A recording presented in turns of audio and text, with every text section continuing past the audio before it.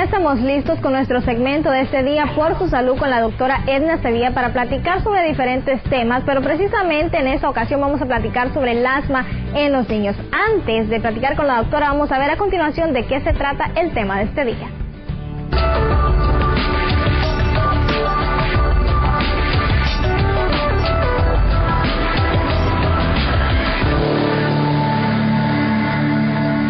El asma es una enfermedad crónica de los pulmones que inflama y estrecha las vías respiratorias. Las enfermedades crónicas son enfermedades que duran mucho tiempo. El asma causa periodos repetidos de sibilancias, silbidos al respirar, presión en el pecho, dificultad para respirar y tos. Con frecuencia la tos se presenta por la noche o en las primeras horas de la mañana. El asma afecta a personas de todas las edades, pero por lo general comienza durante la infancia. En los Estados Unidos hay más de 25 millones de personas con asma comprobada. De estas personas, cerca de 7 millones son niños. El asma no tiene cura. Aunque usted se sienta bien, sigue teniendo la enfermedad y podría empeorar en cualquier momento. Sin embargo, debido a los conocimientos y tratamientos que tenemos en la actualidad, la mayoría de las personas con asma pueden controlar la enfermedad. Es posible que tengan pocos síntomas o que no los tengan. Pueden vivir una vida normal y activa y dormir toda la noche sin interrupciones causadas por el asma. Si usted tiene asma, puede participar activamente en el control de la enfermedad. Si desea un tratamiento exitoso, completo y constante, forme un equipo sólido con su médico y otros profesionales de salud encargados de atenderlo.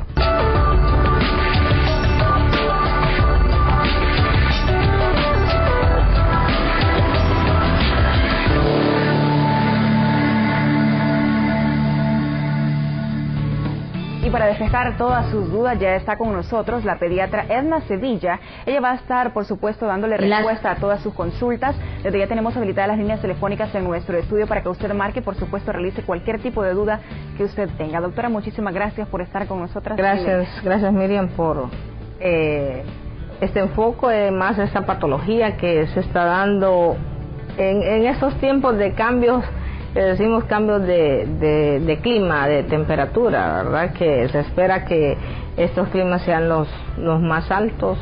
Por eso, ¿verdad? Nosotros, pues lamentablemente en nuestro país ya no hay un clima donde decimos que hay verano, hay invierno, hay otoño. Nosotros aquí o solo verano o pura lluvia, ¿verdad? Que eso es lo que más da problemas a este tipo de pacientes, y más, como decía en la cápsula, si no hay un seguimiento, un control periódico del paciente. Sobre todo los niños, que son más vulnerables, ¿verdad? Claro.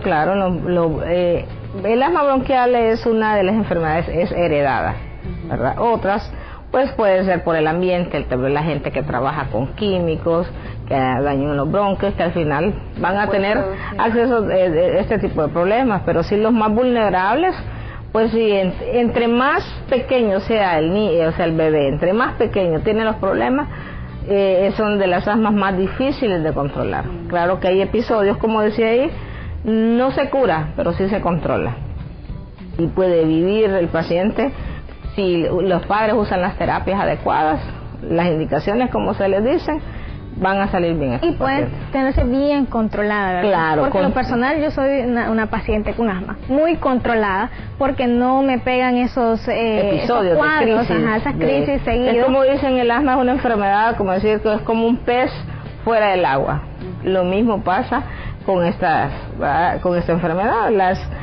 Se supone que hasta los 8 años el paciente que la ha padecido se va a controlar. El que no se controló después de los 8 añitos, ya los pronósticos ya tienen que estar con múltiples terapias, ¿verdad? Para poder salir adelante, para poder vivir tranquilos, para que puedan hacer ejercicio sin necesidad de estar con los medicamentos, ¿verdad? Pero todo va a depender de cómo sea el abordaje, de cómo se trate al paciente y de que los padres cumplan, ¿verdad? Porque a veces dicen, ay, qué montón de medicamentos, pero si no van a salir adelante, ¿verdad? Doctora, desde que el bebé está en la pancita, ¿puede ya tener asma o es el momento en que nace? Bueno, normalmente en el momento que nacen no.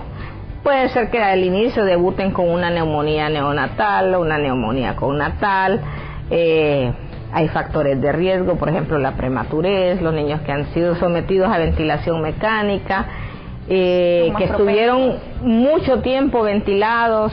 Entonces esos niños, ¿verdad?, hacen lo que se llama una broncodisplasia pulmonar, que es como decir parecido a un paciente asmático, ¿verdad?, que van a depender de esos inhaladores casi siempre, ¿verdad? Pero como les digo, si los padres hacen el control debido de usar sus inhaladores, sus antihistamínicos y sus leucotrienos, de que enseñarles a los bebés, a los niños, ¿verdad?, porque tiernos no pueden comer hasta los 6 meses, su frutita, la manzana, que actúa como antioxidante, la famosa, antes se decía, es que yo le doy aceite de tiburón, aceite de bacalao, ¿verdad?, lo que es famoso, la famosa, una emulsión que hay conocida, ¿verdad?, que según las nuevas prácticas que se han hecho, se está volviendo a esos medicamentos, a esos que antes se compraban,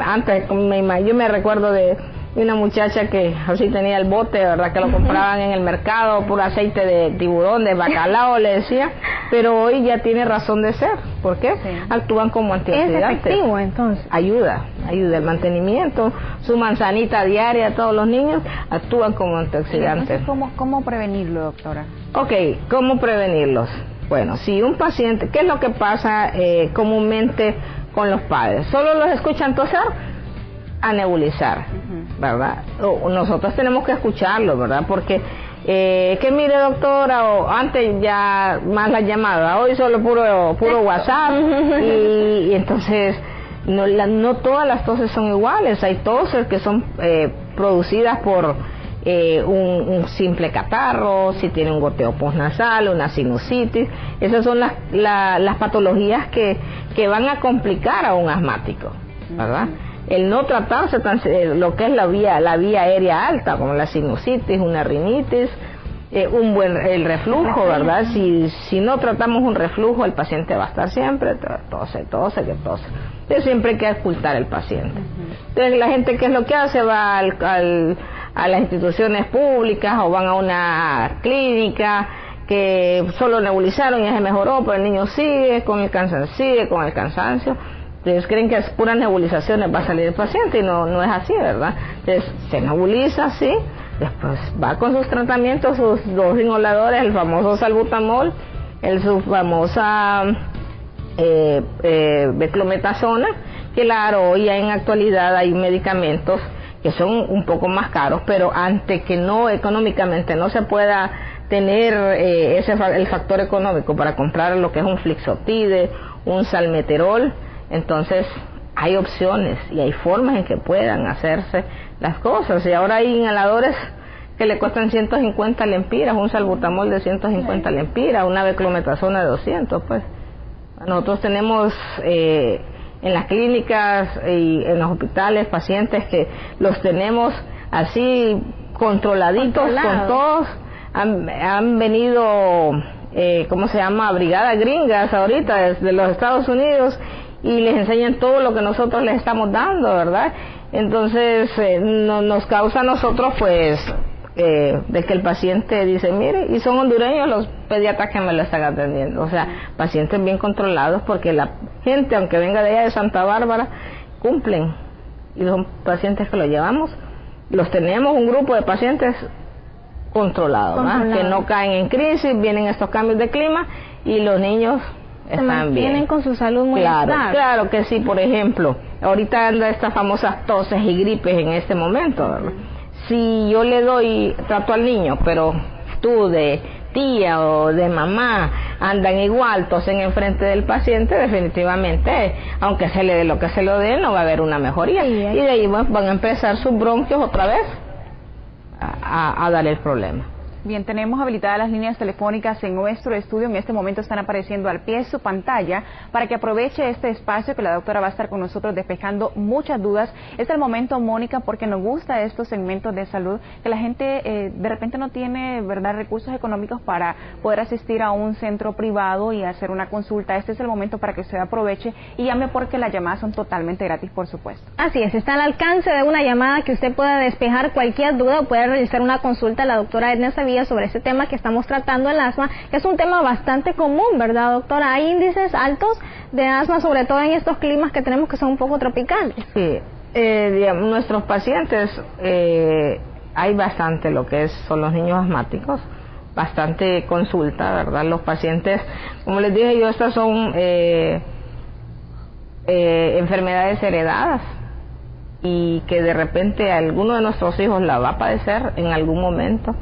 A veces la gente se le pregunta y confunde, no es asmático, pero cuando ha ido a las nebulizaciones le han puesto salbutamol. El hecho de que le ponga y un paciente responda al salbutamol, ¿verdad? Claro, no le vamos a dar el nombre de asma bronquial, hasta nosotros no ver cómo ha hecho los episodios, o sea, no le vamos a dar el apellido asma bronquial. Y que hay que tener mucho cuidado con el salbutamol, ¿verdad, doctora? Porque hay gente que puede tener alteración. Claro, sí, el salbutamol es un medicamento que puede producir taquicardia, puede producir un nerviosismo, con mucho cuidado en los pacientes que son cardiópatas. El salbutamol también puede botar lo que se llama el potasio.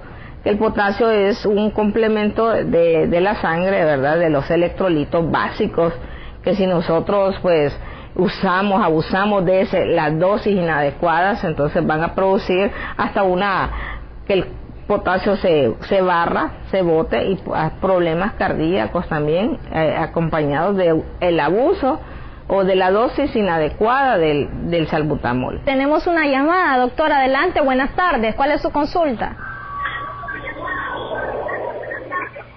Sí, buenas tardes.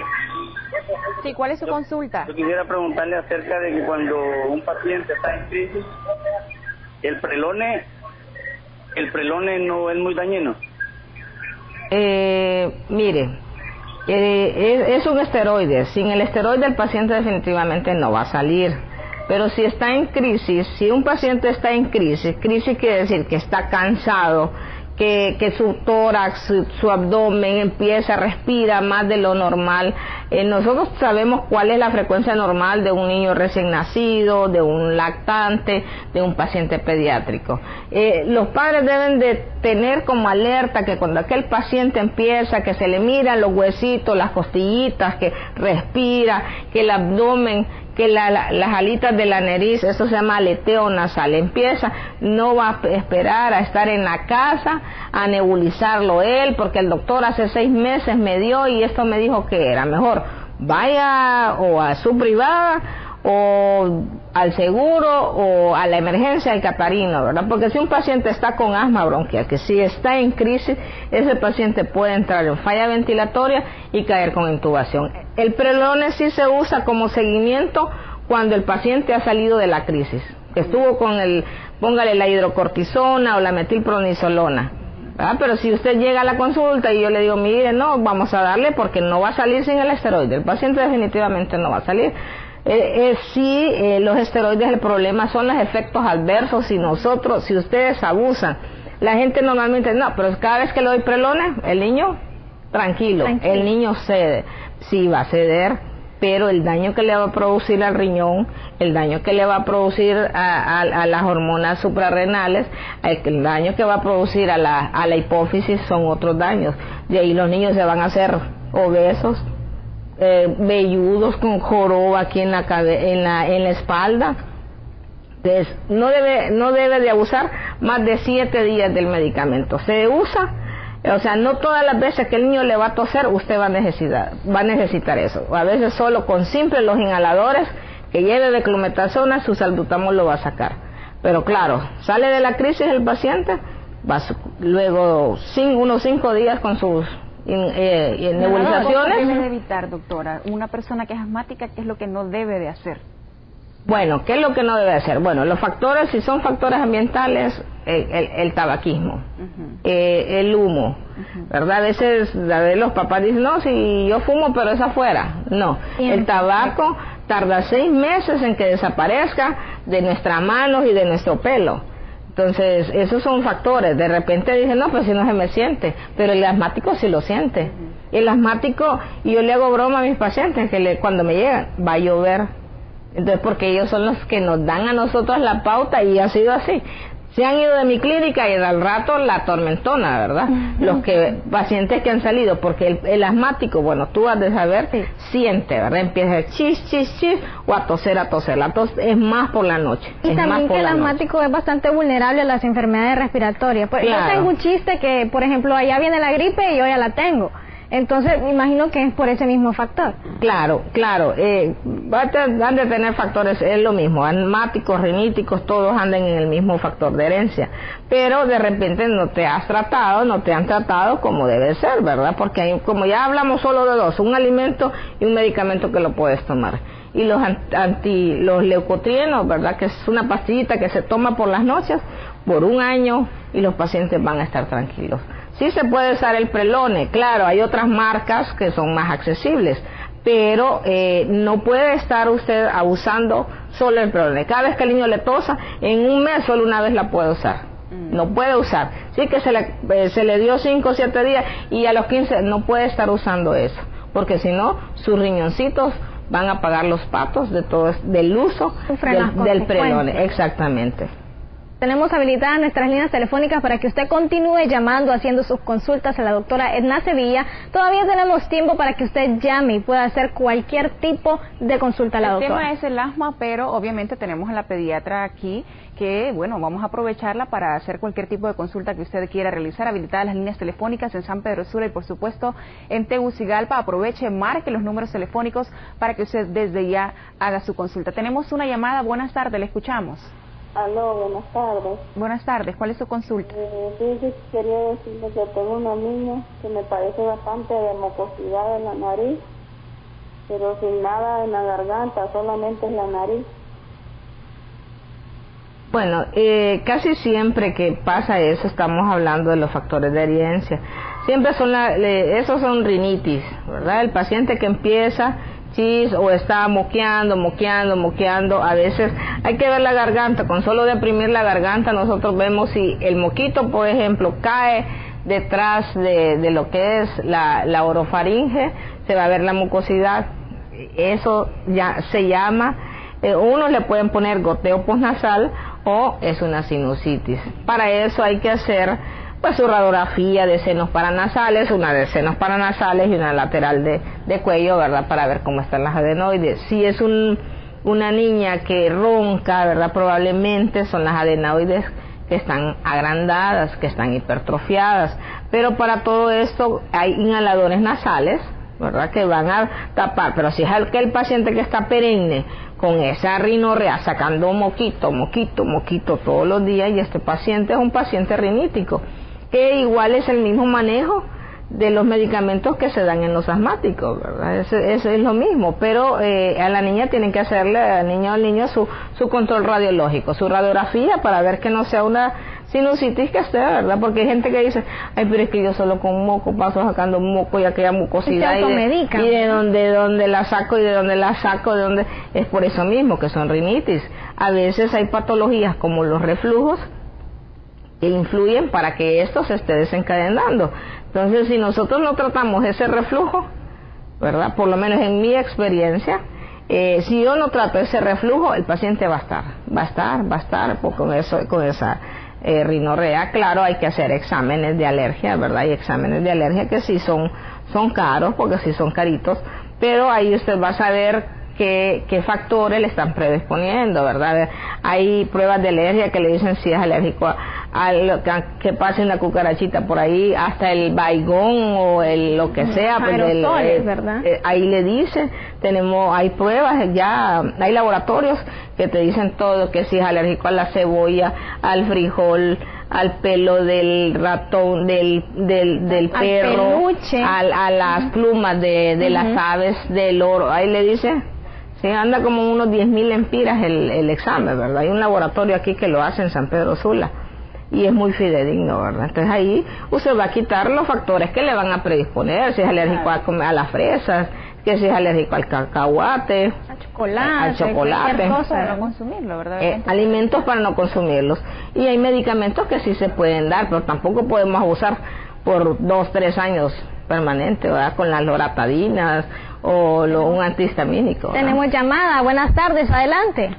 Buenas tardes. Fíjese que estoy llamando porque yo tengo un bebé de 19 meses y le pegó una tos ya hace como unos 22 días, y la tos que le pegó era una tos, yo le digo tos de chucho porque es tos seca.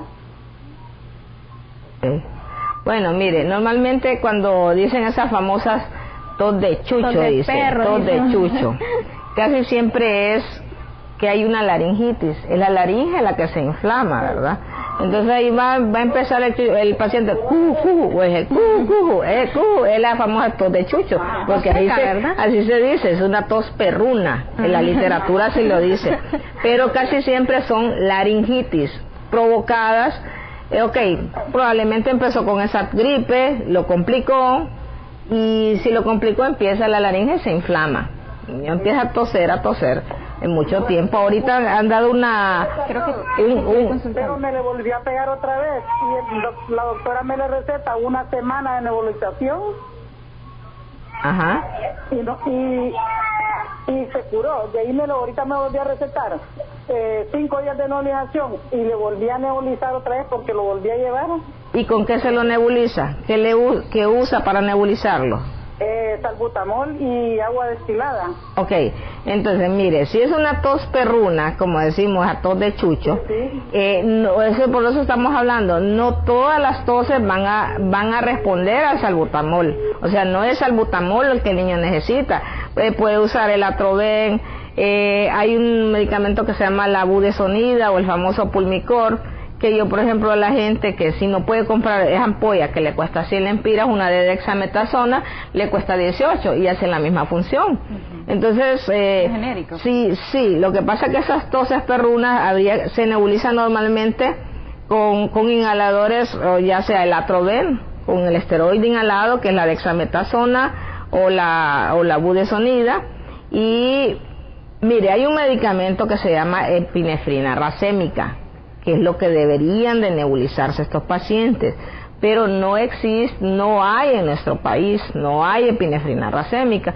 Entonces lo que usamos por la epinefrina es el famoso Iliadin o el Afrin, las gotas de eso, ¿verdad? Usted combina el bromuro hipatropio, que es el famoso Atroven, 10 gotas, como Pulmicor o la dexametasona 0.5 cc, el Iliadin unas 10 gotitas y la solución salina. Pero como le digo, probablemente el niño tenga un problema de reflujo, ¿verdad? Si ese problema de reflujo no se soluciona, eso va a estar. La posición es adecuada, el paciente tiene que tomar tratamientos para reflujo para que el niño pueda descansar, y sus esteroides tomados, que los debe tomar. Es que a veces, ¿verdad, la doctora? Vemos un patrón como que la gente cree que el salbutamol es el remedio mágico que lo va a curar. Exactamente, o que el prelone siempre sí le van a ayudar. Pero como le digo, eso tiene que tener una continuidad, ¿verdad? Continuidad en relación al tratamiento. La posición antirreflujo quiere decir que el tórax y la cabeza van a estar inclinadas a unos 45 grados, que deben dormir los niños, para que los alimentos que tengan no estén subiendo. Entonces esos, como es ácido lo que tenemos en el estómago, están chispeando la laringe, y es ahí. Entonces si ustedes, por ejemplo, que trabajan en esta área y cada vez pasan con difonía, esos que ustedes tienen son laringitis, ¿verdad? Y que probablemente hay un reflujo que esté asociado. Agradecemos la presencia de la doctora Edna Sevilla por contestar sus preguntas en este espacio de Por Su Salud, hablando sobre el asma. Muchas gracias, doctora, por haber asistido. Gracias a Esperamos ustedes. más adelante tenerla para seguir despejando dudas respecto a este tema y otros que se puedan presentar. Muchas gracias, doctora. Gracias a usted también por haberse comunicado con nosotros. Hasta aquí la información. Los esperamos mañana.